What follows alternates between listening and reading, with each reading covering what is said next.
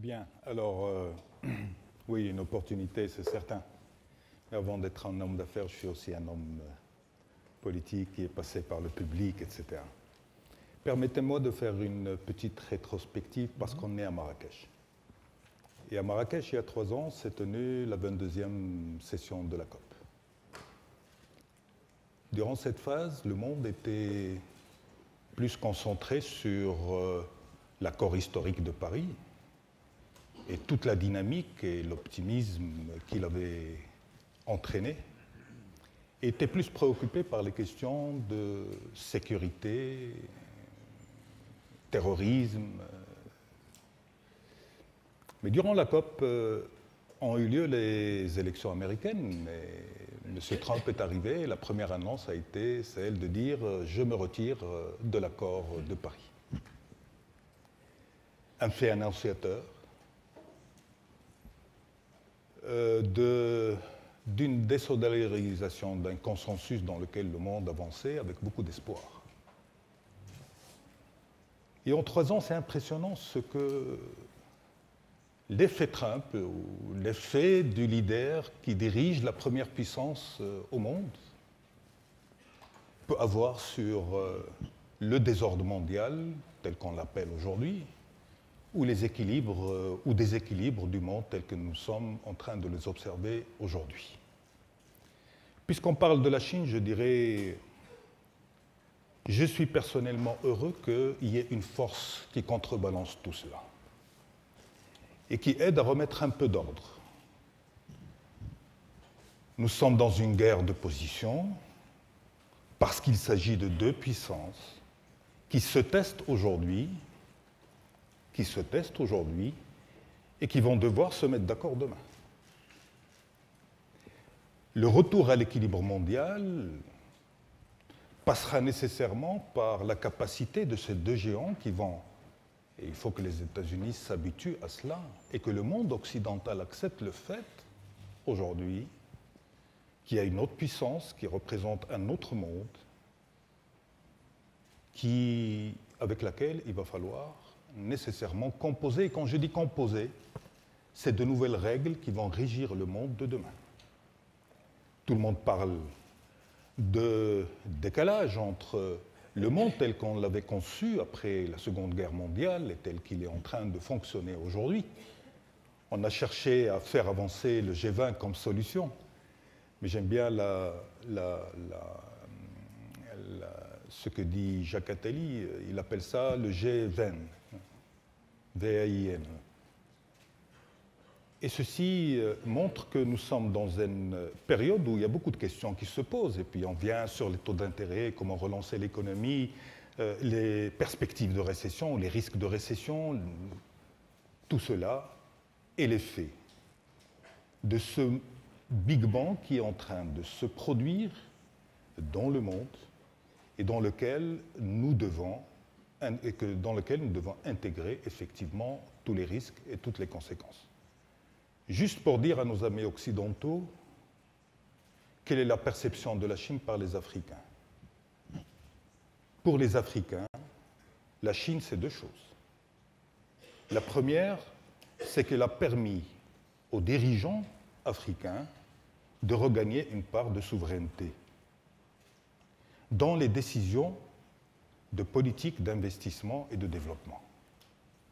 La deuxième chose, pour les populations et pour les dirigeants, c'est synonyme d'impact, d'effet à résultat rapide et immédiat, même si aujourd'hui, dans les débats, nous revenons sur le fait que la Chine vient avec ses grandes bottes, il vient faire des investissements avec des ouvriers chinois et que les ouvriers africains et les Africains n'en profitent pas.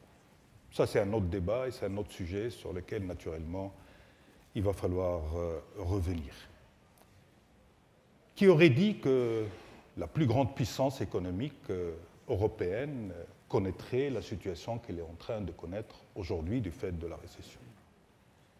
Qui aurait dit que l'Europe allait vivre l'implosion qu'elle est en train de vivre si elle ne fait pas attention aux risques qui sont aujourd'hui dans le mode de fonctionnement des pays appartenant à l'Union africaine qui auraient dit que le Brexit allait venir et allait produire tous ces déséquilibres que l'Union européenne et l'Europe est en train de vivre.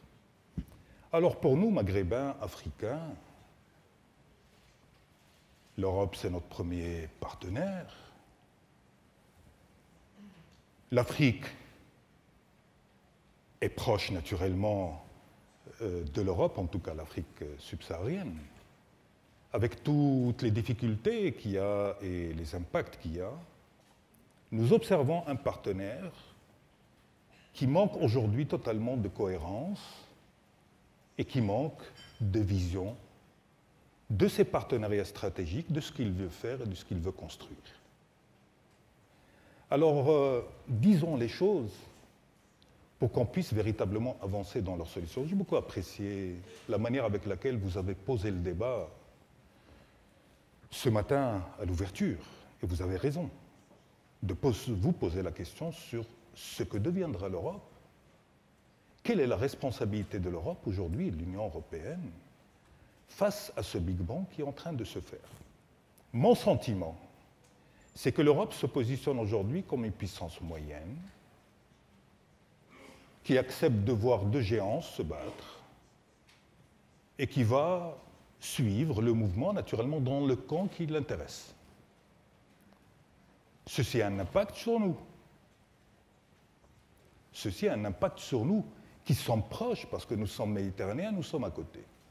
Regardez ce qui se passe aujourd'hui au Maghreb. Qui aurait pensé que cette grande boîte noire, avec le traumatisme qu'elle a vécu, qui est l'Algérie, puisse connaître un mouvement aussi profond et aussi pacifique que celui qu'elle est en train de vivre aujourd'hui? Qui aurait pensé que 8 ans après la révolution du jasmin en Tunisie, et à l'occasion de ces élections aujourd'hui, qu'il y ait 2 candidats anti-système, déjà, après 8 ans, 2 candidats de force anti-système qui se retrouvent pour le 2e tour qui va être tranché dimanche? Qui aurait pensé que ce résultat qui a été obtenu lors des élections législatives en Tunisie allait être de cette manière-là? Il y a un constat, il y a des forces qui sont bien présentes et bien implantées. Ceci est valable pour la Tunisie, ça sera valable demain pour l'Algérie, parce que la seule force organisée mais qui ne s'exprime pas encore est les forces ou les mouvements à mouvance islamiste, mais qui rentrent dans la rationalité progressive par rapport aux contraintes qu'ils doivent assumer dans la gestion de l'ouverture et également la gestion de la réponse à la demande sociale. Ceci est valable également chez nous. Les forces organisées dans le Maghreb sont les forces qui continueront à diriger et à orienter les politiques à l'intérieur de cet espace. Je ne parle pas de la Libye, tout le monde connaît la situation, mais je suis heureux pour une chose, parce que j'étais un acteur dans l'accord de Skhirat, j'étais ministre des Affaires étrangères, et donc le Maroc avait abrité ce rapprochement qui était combien difficile et douloureux. J'ai vu des gens pleurer, des gens de la même famille qui se trouvaient chacun dans un camp et qui pleuraient à cause et grâce à ces retrouvailles. Et on avait beaucoup d'espoir. Mais les forces continuaient à fonctionner pour que la Libye ne retrouve pas la stabilité, parce que chacun voit la stabilité à sa manière. Mais je suis heureux aujourd'hui que la tendance militaire ne soit pas la tendance qui prend le pas dans la solution ou la résolution du problème de la Libye. Je suis heureux également des évolutions qu'il y a en Mauritanie. Tout cela pour dire que le Maghreb est en train de vivre des mutations structurelles porteuses d'espoir. Ce que j'observe en Algérie est porteur d'espoir. contrairement à ce que beaucoup pensent, l'Algérie ne reviendra pas en arrière. Et donc le pouvoir militaire devra accepter de partager le pouvoir. La solution à la problématique algérienne aujourd'hui, c'est d'amener le pouvoir algérien à accepter la solution du partage du pouvoir. Mais il va devoir composer avec ceux avec lesquels il a mené une guerre interne pendant 10 ans. Parce que c'est l'une des rares forces organisées qui reste encore en Algérie. Toutes les formations politiques historiques sont rejetées structurellement, radicalement par les populations qui sont dans la rue. D'où la difficulté de la solution politique qui doit être trouvée. Ceci m'amène à dire que le débat que nous avons aujourd'hui sur le taux d'intérêt, les machins, etc., peut-être dans 1 an ou 2 ans, on va parler d'autre chose. Mais ça fait partie des phénomènes, mais c'est bien d'analyser. Ça fait partie des phénomènes, avec Dominique qui est là, que je salue, et avec laquelle vous avez fortement collaboré. Je me rappelle de 2009, avec la crise financière, et j'étais à l'époque ministre des Finances, réunion en Tanzanie, si vous vous rappelez bien, pour parler de comment aider l'Afrique à ne pas payer les frais. Et je tiens à vous saluer et saluer votre courage pour les facilités et le soutien que vous avez apporté à ce continent, parce qu'on s'était tous mis d'accord sur un fait. On peut réduire les dépenses de fonctionnement, mais on ne peut pas réduire les dépenses d'investissement, parce que c'est ça qui va aider l'Afrique de demain. Et donc tout cela pour dire que je suis très optimiste pour le Maghreb, que la question de l'intégration maghrébine est quelque chose que je commence à entrevoir.